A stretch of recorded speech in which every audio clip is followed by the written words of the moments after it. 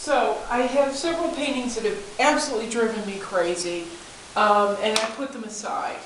But I don't want to start off 2015 or go heavily into 2015 with a stack of paintings that weren't fixed, because it's just going to sit with me and affect all my other projects, everything I try to do this year.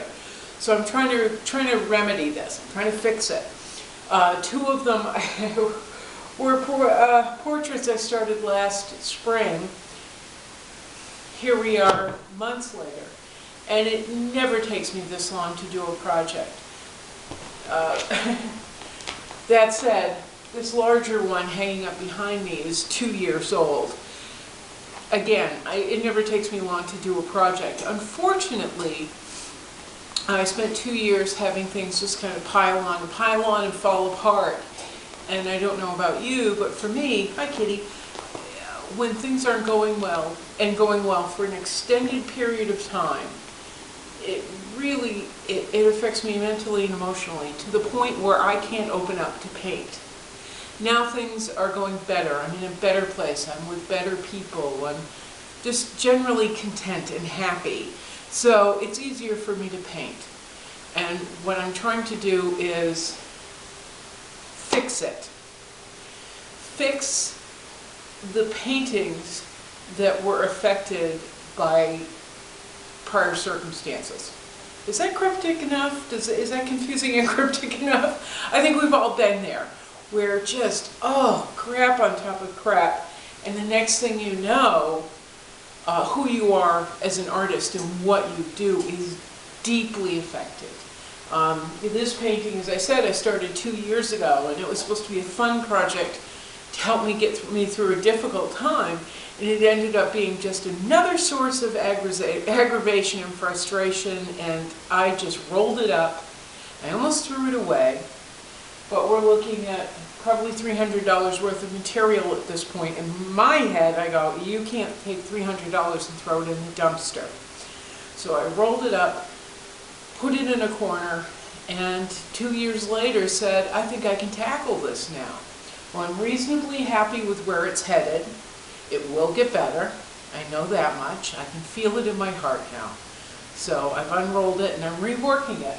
Then I have my two portraits. And this is a major source of embarrassment for me. Normally things are easy peasy, lemon squeezy. And this has been me just slamming my head into a wall over and over again. This poor girl, this is her third go around with me. This one is her second. They're not finished, but they're much, much closer. I just need to have a few days where I don't have to think about anything but those two. And feeling them. Feeling the girls, feeling how to get it right, letting the paint, have the time to let the paint talk to me, if that makes sense. Sometimes the paint will direct me. The subject will direct me. But I need a few days of quiet and alone time for that to work. Luckily, as I said, circumstances are better, so it's easier for me to lock in. But I've had a couple of big failures with these guys, and I still kind of go, oh no, oh no. But I'm going to show you something I've done to help resolve the, you know, oh no, problems. Trying to think. Okay, something or other. Anyway, when I do that, when I freeze up, I've got the paint going and I think I'm doing well, and then I step back or I go across the room to make sure that the paintings communicate not just up close, but they translate and communicate across the room. They have to make as much sense from 25 feet as they do from 5 feet.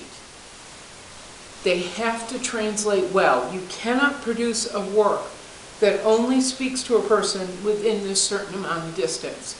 So if I step back 5, 10, 15, 25 feet and the painting doesn't translate well, it doesn't, you know, I'm making excuses in my head for why things aren't working across the room, I've got to fix it. And one of the things I do use to fix it is cloth acetone or mineral spirits, wipe them down, wipe them down. In my other videos I talk about it. You know, instead of just piling crap on top of crap, wipe it down. But one of the other things I use is sandpaper. And I've never talked about this before, but I oftentimes use sandpaper to take off the dry paint and to get it down to another surface, and when I build on it again, I've got something that actually really glows and works much better. This particular portrait, this particular painting was done on a very heavy canvas. It's something that I had and I wanted to use. Well, the canvas is rough. The gesso came out rough. And what I've been doing is painting on a rough surface, which isn't always fun or easy. So several times now, I've sanded it down.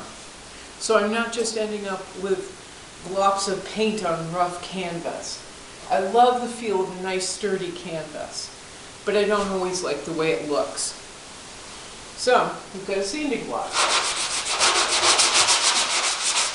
I can take off some of the lumps and bumps, but along with it, I'm giving, I don't know how well this is going to come across. You can see, hopefully if the light catches this right, you can see the roughness in the canvas. Again, I don't know what the camera's catching, but there's a roughness in the canvas except up to her face.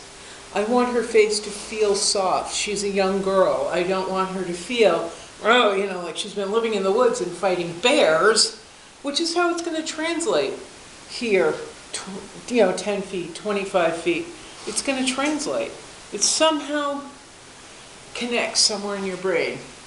Plus, I want the colors to be accepted better, and I do want eventually for the colors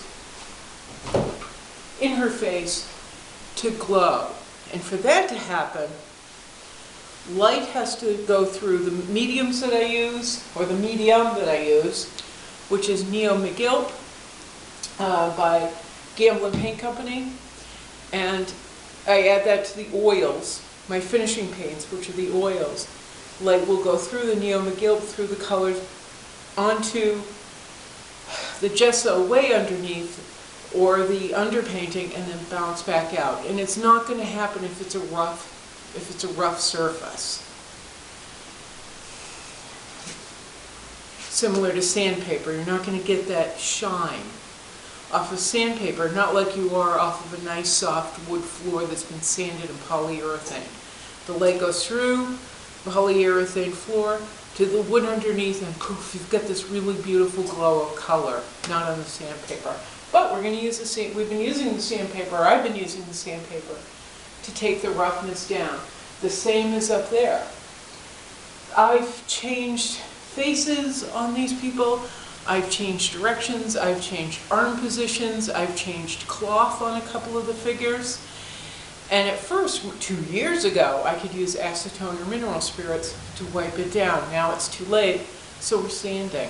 And I'm really happy with the way it's starting to feel. I know that my camera's pretty inexpensive, it's pretty cheap, so it doesn't capture the image as well. Or the image as well as I would like. But there we are, here's what we have. But I'm really happy with where it's going now. This girl is the same way. Ooh, sorry about that. This girl is the same way.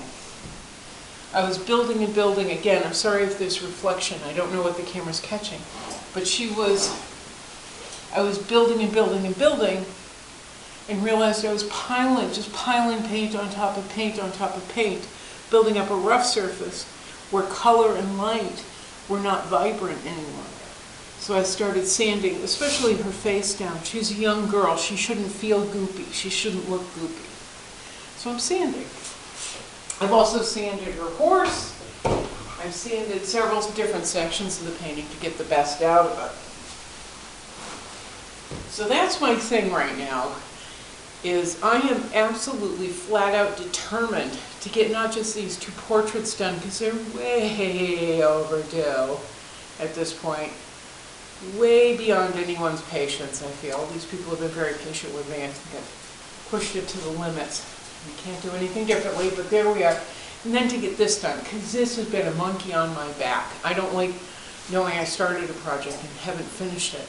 So I'm gonna get back to work, hopefully get those all finished up soon, and I can do a video about, you know, positive things, my progress here. Anyway, nice to talk to you again. Happy 2015. Ciao.